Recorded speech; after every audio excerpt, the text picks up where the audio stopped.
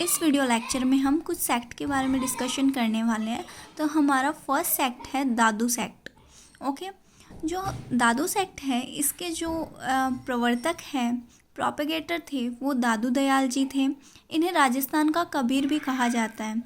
जो दादू दयाल जी थे, इनके गुरु का नाम वृद्धानंद या फिर बुढ़न कहलाया जाता है, मतलब बुढ़न या वृद्धानंद इनके गुरु जी थे। जो ये दादू दयाल हैं, इनकी प्रमुख प्रधान पीठ की बात करें तो नारायणा जयपुर में थी, और अदर जो इम्पोर्टेंट स्थल हैं, जो हॉली प्लेसेस हैं रिलेटेड टू दादू दयाल, वो थे सांभर, आमेर और करडाला। करडाला नागौर में आता है, आमेर जयपुर में, सांभर जयपुर में, नारायणा जयपुर में। ये जो नारायणा जयपुर है वो दादू दयाल की प्रधान पीठ थी। जो हमारे दादू दयाल हैं, उनके बाद में जेताराम जी हुए दादू संप्रदाय के प्रवर्तक। तो जेताराम जी के समय है ना, जो ये दादू संप्रदाय है वो 5 ब्रांचेस में डिवाइड हो गया। तो हमारा जो फर्स्ट जो शाखा थी वो खालसा, दूसरी विरक्त, तीसरी उत्तरादे, चौथी खाकी और 5वीं नागा शाखा थी। तो हमारे कितनी शाखा में डिवाइड हो गया दादू संप्रदाय? खालसा, विरक्त, उत्तरादे, खाकी और नागा। जो दादू दयाल जी थे, उनके 152 जो स्टूडेंट्स थे, उनमें से 52 स्टूडेंट्स थे वो काफ़ी इम्पॉर्टेंट थे। जो ये 52 स्टूडेंट्स थे ना, वो 52 स्तंभ कहलाते हैं।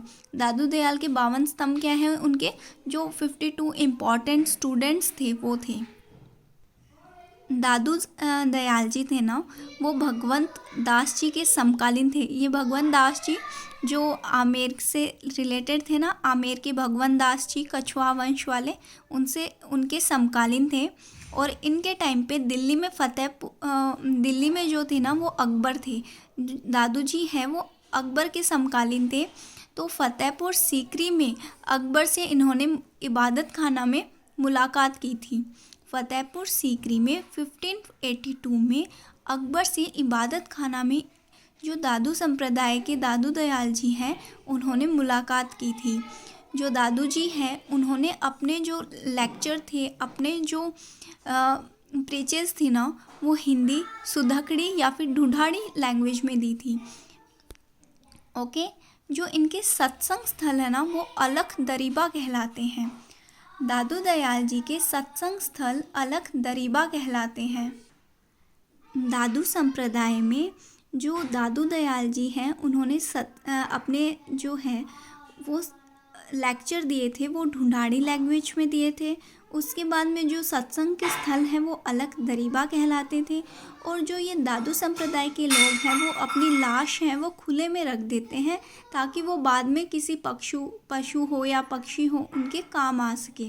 उनके बाद में हम बात करें तो दादू जी की जो लाश है, जो दादू जी का शव था, वो भैराणा पहाड़ी पर रखा गया था, और इसे दादू खोल या दादू पालकी कहते हैं। ओके, दादू जी थे, उन्होंने कुछ ग्रंथ लिखे, उनमें से इम्पॉर्टेंट है कायावेती ग्रंथ, सत्यभामाजिनुरूषण और वाणी। सत्यभामाजिनुरूषण, वाणी और कायावेती जो ग्रंथ है वो दादू दयाल के द्वारा लिखे गए कुछ इम्पॉर्टेंट ग्रंथों में से एक है। दादू दयाल जी हैं, उनके कुछ इम्पॉर्टेंट स्टूडेंट्स थे, उनमें से प्रमुख हैं गरीबदास जी, माधोदास जी, जगन्नाथ जी, बालंत जी, जगगोपाल जी, बखान जी, सुंदरदास जी और रज्जब जी। सुंदरदास जी नाम से इनके 2 स्टूडेंट्स थे। एक तो काफ़ी इंटेलिजेंट थे, और दूसरे थे वो थोड़ा मतलब जो ये क्षत्रिय थे। ओके, गरीबदास जी, माधोदास, जगन्नाथ, बालिन जी, जगगोपाल जी, बखान जी, सुंदरदास जी और रज्जब जी इनके कुछ प्रमुख स्टूडेंट्स थे। ओके, जो रज्जब जी थे ना, वो पूरी लाइफ है ना अपनी दूल्हे के वेश में रहे थे, क्योंकि इन्होंने जो शिक्षा थी दादू जी से, वो जब ये दूल्हा बनकर बारात लेकर जा रहे थे तब प्राप्त की थी। तो इसीलिए इन्हें पूरे लाइफ ये किस वेश में रहे? दूल्हे के वेश में।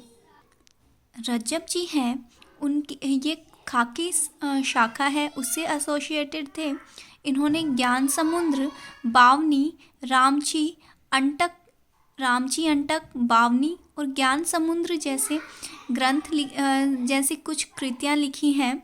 ज्ञान समुद्र, बावनी और रामची अंटक कृतियाँ लिखी हैं, जबकि सर्वंगी और रज्जबवाणी नामक ग्रंथ लिखे हैं। ये आजीवन दूल्हे के वेश में रहे थे। खाकी शाखा थी इनकी और सांगानेर इनकी प्रधान पीठ है रज्जब जी की। इनके बाद में इनके इम्पोर्टेंट स्टूडेंट हैं वो सुंदरदास जी थे। वो नागा शाखा के प्रवर्तक थे, हाथ में हथियार रखते थे और मराठा आक्रमण के समय जो आमेर के प्रताप सिंह जो राजा थे उनकी मदद की थी। जो कछुआ वंश के जयपुर में शासक थे उस समय प्रताप सिंह, उनकी मराठा आक्रमण से उन्होंने मराठा आक्रमण को टॉलरेट करने में हेल्प की थी। जो सुंदरदास जी जिस शाखा से एसोसिएटेड थे उस नागा शाखा में रहने का जो स्थान होता था उसे छावनी कहते थे। ओके, अब नेक्स्ट हमारा जो संप्रदाय है वो है निष्कलंक संप्रदाय। निष्कलंक संप्रदाय के प्रवर्तक कौन थे? संत मावजी थे। आपसे पूछा जाए निरंजन संप्रदाय के प्रवर्तक कौन थे तो आप इसका क्या आंसर देंगे? कौन थे? हरिदास जी। ओके, निष्कलंक के कौन थे? संत मावजी। निष्कलंक संप्रदाय की प्रधान पीठ है वो कहाँ पर है? बेणेश्वर धाम में है और साबला गांव है वहाँ पर इनका जन्म हुआ था संत मावजी का।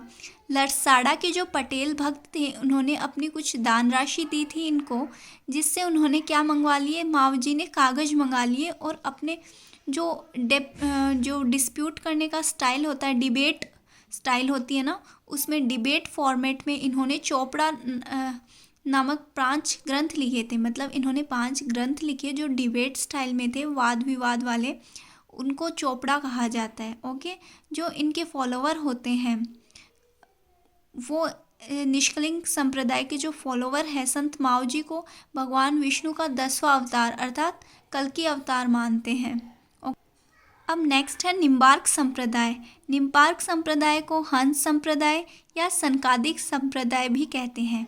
निम्बार्क संप्रदाय को और क्या कहते हैं? हंस संप्रदाय या फिर सनकादिक सेट।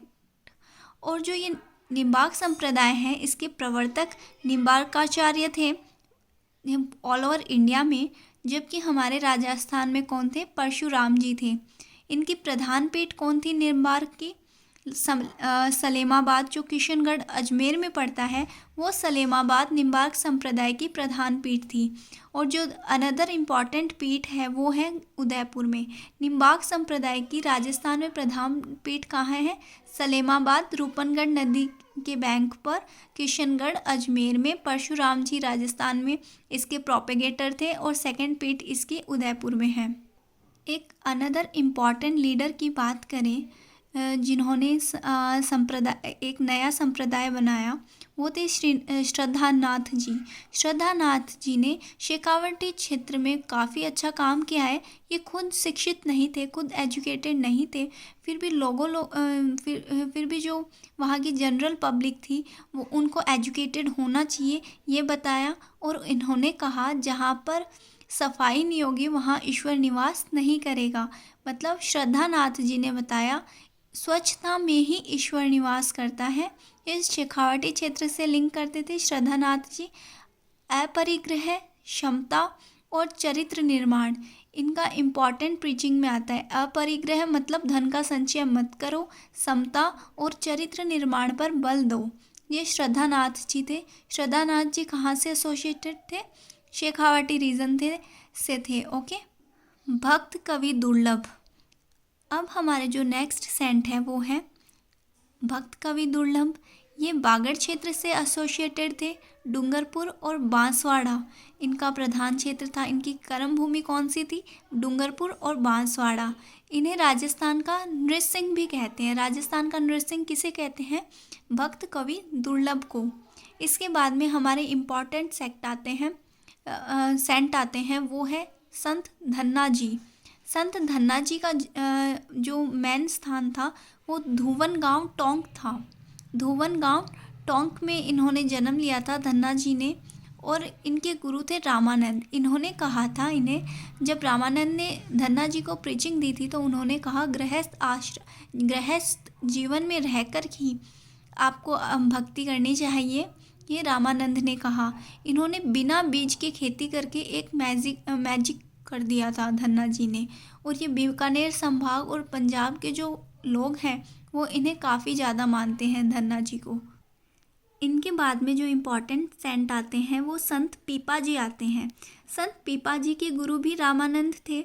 और जो ये पीपा जी थे ना, ये गागरोन फोर्ट के रूलर थे उस टाइम।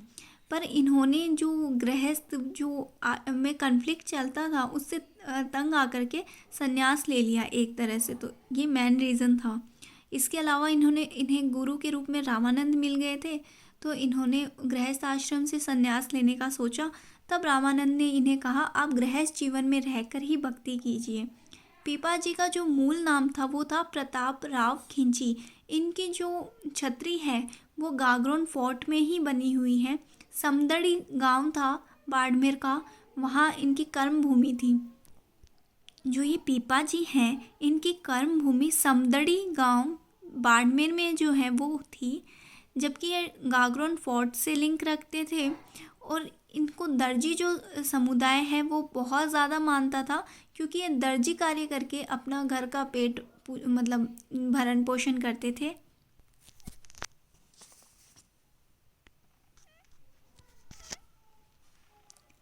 संत पीपा जी हैं वो एंड के टाइम में जहाँ पर रहे थे ना, वो टोडाई राय सिंह था उस कस्बे का नाम। टोंक में टोडाई राय सिंह कस्बे में रहे थे। और संत पीपा की गुफा, ठीक है, इसे संत पीपा की गुफा कहते हैं, जिसमें एंड टाइम पे संत पीपा जी रहे थे।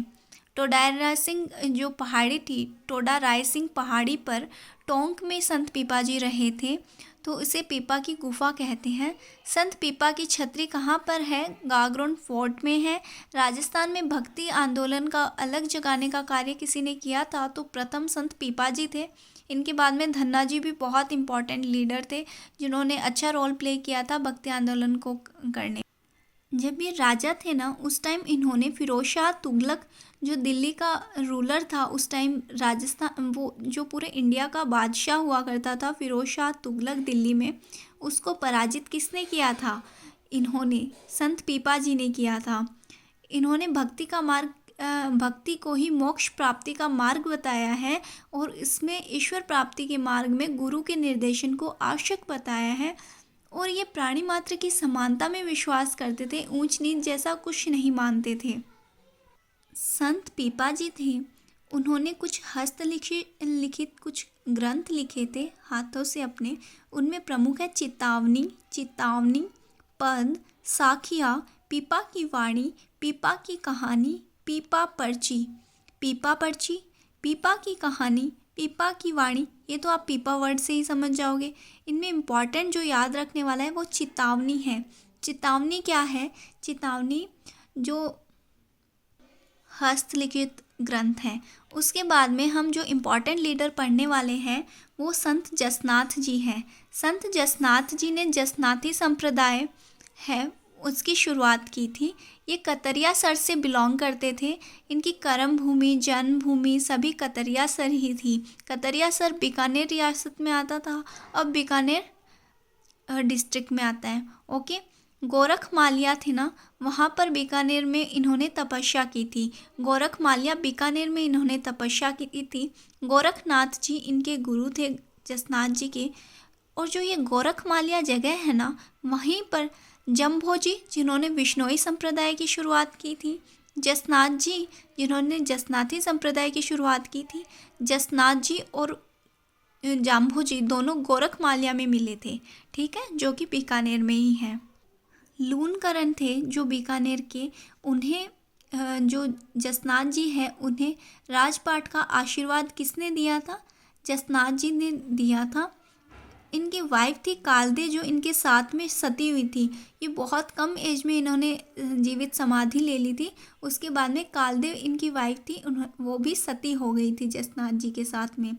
इनके जो 36 नियम होते हैं इस संप्रदाय में, इन्होंने कोडा और सिम्बुदड़ा ग्रंथ में अपने उपदेश दिए। जसनाथ जी को सिकंदर लोदी ने जागीर प्रदान की थी कतरिया सर की। काली उनका धागा पहनना, मयूर पंख, जाल वृक्ष को ये पवित्र मानते हैं। ये शव को दफन करते हैं। लालनाथ जी, चोखनाथ जी, सवाई दास जी हैं, वो जसनाती संप्रदाय से संबंधित हैं।